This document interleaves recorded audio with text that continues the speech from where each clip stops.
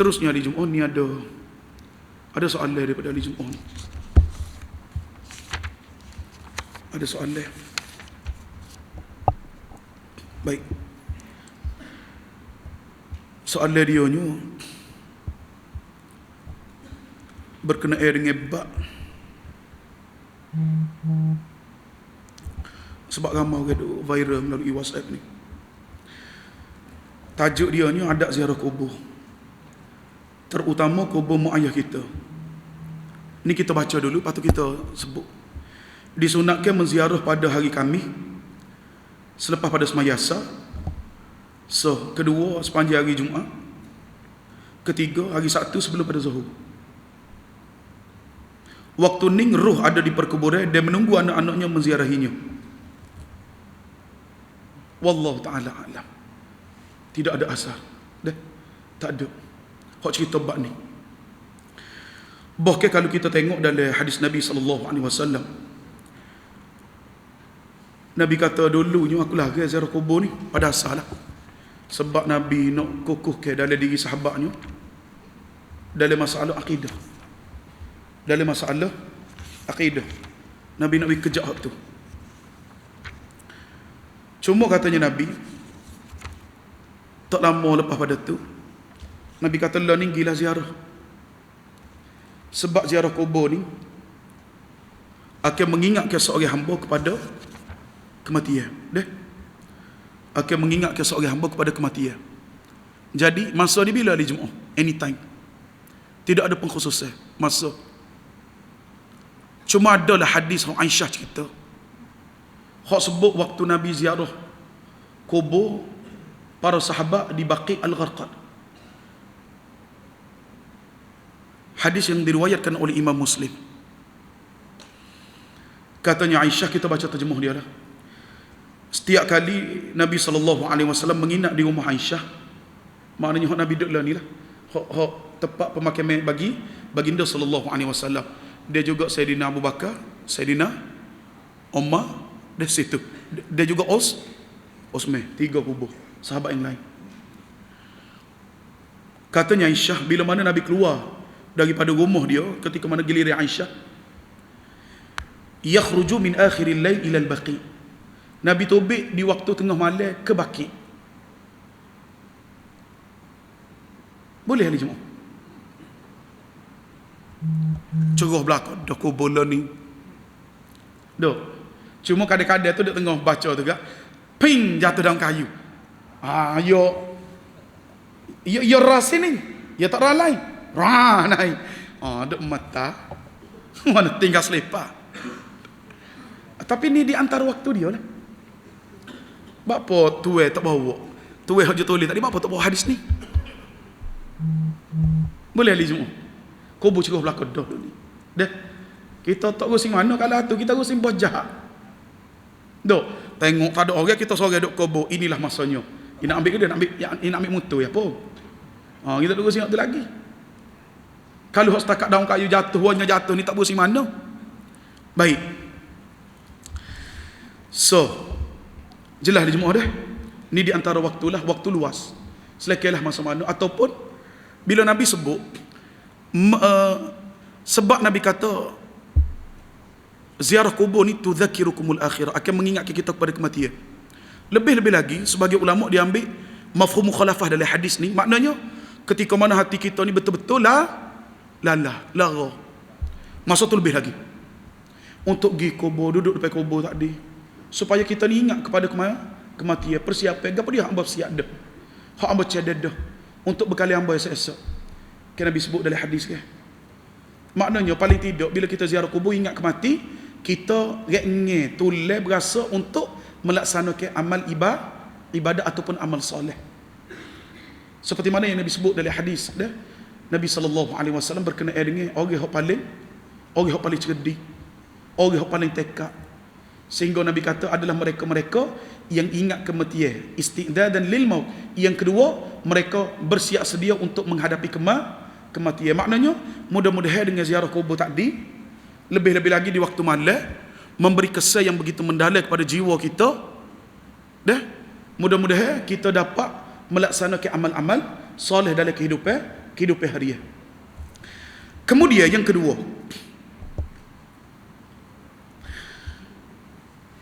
Imam Bukhari rahimahullah meriwayatkan daripada Abu Hurairah radhiyallahu an, hadis Rasulullah sallallahu alaihi wasallam, seseorang anak yang ziarah kubur ibu bapanya pada hari-hari tersebut di atas, maka akan dicatatkan kepadanya pahala. Dia nak khusus sekali pula sini. Seperti dikata sini, membuat kebaikan kepada kedua orang tua semasa masih hidup, pahala dia. Seperti mana anak ni bila mana ziarah kubur mak ayah dia tak ada, seperti mana dia buat kebaikan ketika mana mak ayah hidup. Kita jadi rohok juga. Bapa ayah hidup tak buat baik, tak apa, asalkan lepas pada mati kita pergi kubur. Takutnya bahaya lagu tu. Masalah ni, kita tak bincang lagi status hadis ni, kita baca dulu hak orang duduk viral ni, sebab kesan dia cukup besar. Kedua, siapa dia pergi ziarah kubur mak ayah dia pada hari hak kita sebut tadi, maka dosa-dosa anak tersebut akan diampunkan oleh Allah Subhanahu wa taala. Dua, kemudian jika anak tersebut adalah seorang yang derhaka semasa hayat ibu ayahnya, derhaka ni maknanya teh ayah, kecek kasar, sopoh, maka bila mana dia pergi ziarah kubur dalam waktu 3 tadi, maka akan dicatatkan sebagai anak yang taat. Betul ke Imam Bukhari riwayat hadis ni? Soalan. Baik. Sebenarnya Imam Bukhari tak ajar riwayat hadis ni. Hadis ni ahli Jum'ah adalah hadis betul daripada Abu Hurairah dengan lafaz man zara qabra abawayhi aw ahadihima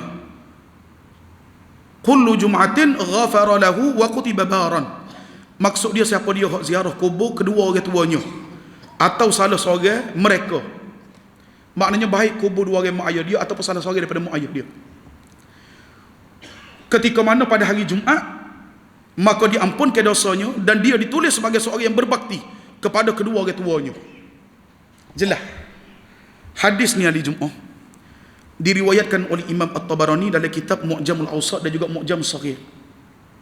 Siapa dia riwayat? Imam At-Tabarani, bukan Imam Bukhari. Dan sanad hadis ni tepat sandare dhaifun jiddan, tersangat lemah. Jelas ahli Jum'ah dah? Lemah sangat-sangat. Biasa ulama hadis ni kalau lemah sangat tolak dah, tak ambil guna dah, tak ambil bakar dah. Kalau dhaif masih ada perbahasan lah. Baik. Kerana terdapat perawi yang didakwa melakukan pemalsuan hadis. Sebab salah seorang daripada perawi tadi, dia ni melakukan pemalsuan hadis. Itu sebab dia. Jadi jelas semua dia. Kalau ada orang viral gak dia kena beroyak lah sepatutnya. Baik. Kemudian dia kata sini, ketika mana dikubur beri salam kepada semati dengan panggilan assalamualaikum mu, assalamualaikum ayah, maka roh yang mendengar akan menjawab salam. Tajuk orang mati ni dengar ni dah, ulama agak berbeza pandangnya. Memang ada hadis yang Nabi sebut, contoh ketika mana salah seorang daripada puak musyrikin Mekah ni hak duk perang Nabi ni, ketika mana Uhud, ketika mana di Badar, memang Nabi kecek nasi mati tak ada. Memang Nabi sebut dia. So, sebab hadis ni lah. Yang kedua, hadis berkenaan dengan bila mana kita selesai dah ke bumi jenazah, bila kita paling nak kelik ni, hentakkan selipar kita didengari oleh si mati. Ni di antara dalil yang digunakan oleh para ulama yang menyatakan memang si mati dengar apa yang berlaku. Pandangan yang kedua, dia kata kalau boleh sekiranya setakat tu sahaja berlaku, memadai dengan setakat tu je, tak perlu kita nak pergi agak jauh. Ini pandangan yang kedua. Ni di antara pandangan yang disebut oleh Syekh Muhammad Amin Asy-Syanqiti rahimahullah taala, seorang ulama yang hebat dalam bidang tafsir yang berasal daripada Mauritania. Syekh Amin Asy-Syanqiti dia orang Mauritania.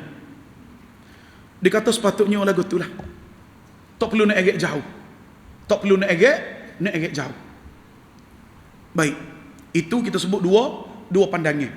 Dalam bab adakah si mati dengar apa yang dikatakan oleh orang hidup.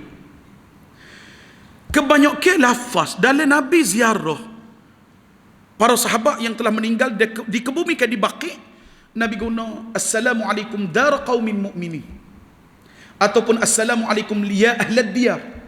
Nabi guna lafaz ni. Pertama Nabi guna lafaz menunjukkan kepada semua orang yang ada kebutuh. Nabi tidak khusus hanya kepada satu si mati. Maknanya ini lagi afdal lah bila mana Nabi tunjuk dengan cara tadi. Maknanya kalau kita guna assalamualaikum dar qaumin mu'minin, assalamualaikum ya ahlad diyar, maknanya semua situ semua. Patah kita niat lah. Kalau ada orang-orang kita, anak-anak kita sipel lain, hamba niat semua doa ni, hamba baca untuk semua. Lagi luar. Kalau kita khusus untuk mak ayah kita, setakat tu je lah. Jelas hari Jumaat. Sebab keseluruhan lafaz Nabi wisala kepada si mati, Nabi guna assalamu alaikum. So, maknanya ramai ada situ. Yang kedua, wahai tempat tinggal bagi orang-orang yang beriman, Nabi kata. Jelas hari Jumaat dah. Tidaklah kita larang kalau kita nak wisala kepada mulah-mulah ayah, dak. Cuma nak cerita bagaimana yang ditunjukkan oleh Nabi. Baik. Kemudian hari Jumaat, hendaklah kita menghadap ke arah muka kepada si mati dan kita membelakangi kiblat. Wallahu ta'ala a'lam. Kalau dalam bab doa tu, kalau boleh kiblat, itu ada pandangan lah. Cumanya semestinya untuk kita membelakangi kiblat, sebab wallahu ta'ala a'lam memang ada pandangan tapi tidak dibawa hadis. Dia gini sebenarnya, orang faham bila jenazah dikebumikan dengan cara berbaringan gini, jambai lambung kanan ni, maknanya kepala sini, kaki sini. Jadi dia duduk arah kiblat. Jadi kalau kita mari kat ni, maknanya belakang lah. Ada kira logik lagu tu. Jelas. Jadi kita kena mari duduk depan. Dari sudut adil, wallahu ta'ala a'lam. Duduk cari juga. Jelas hari Jumaat. Dah. Dan yang terakhir, membaca Al-Quran atau doa-doa yang baik untuk si mati. Ini banyaklah dalam hadis. Memang doa ni hak ulama sepakat. Quran ulama khilaf lagi. Jelas. Cuma bab Quran ni kita nak bahas panjang sikit, nanti sampai bab dia. Sebut semua pandangan. Dalam mazhab Syafi'i sendiri pun ada 3 pandangan. Dalam mazhab Syafi'i. Bab baca Quran, doa baik itu disepakati.